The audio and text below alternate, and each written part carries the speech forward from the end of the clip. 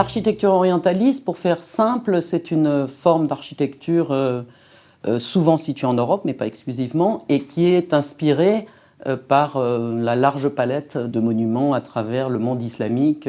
Ça va depuis l'Alhambra, de fait, jusqu'au Taj Mahal.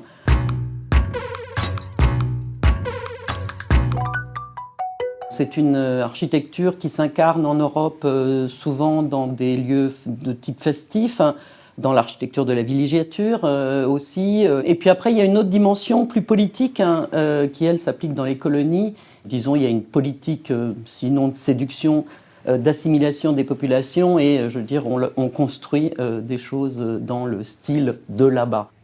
C'est une architecture qui apparaît, disons, au cours du XVIIIe siècle. On est dans le registre de ce qu'on appelle la turquerie.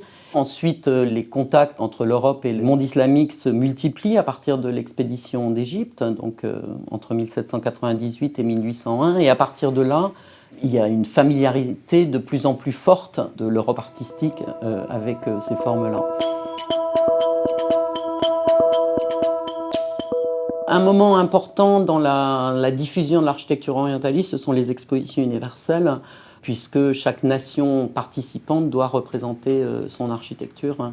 Et donc c'est comme ça qu'on a, notamment par exemple à Paris, toutes sortes de pavillons néo-islamiques. Et puis ensuite, ces pavillons sont démontés et remontés un peu partout en Europe. Et là encore, ça diffuse cette architecture.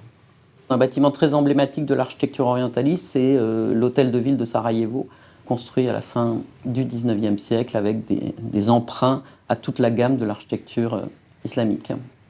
Cette fascination pour l'Orient, elle a un moment fort qui est le moment romantique, au moment où effectivement le voyage en Orient se multiplie, que les artistes, en particulier les écrivains, se rendent sur place, découvrent toutes sortes de choses. Tout ça jusque, effectivement, Pierre Loti. Sa maison à Rochefort, c'est la plus connue aujourd'hui parce que c'est un des seuls projets orientalistes qui a survécu, mais en fait, il y en avait énormément, c'est simplement qu'ils ont disparu.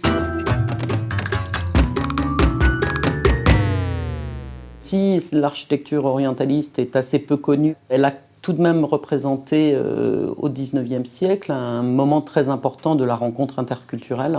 Et revenir sur cette rencontre permet de comprendre des choses sur en fait, la place qui a été celle de l'islam en Europe.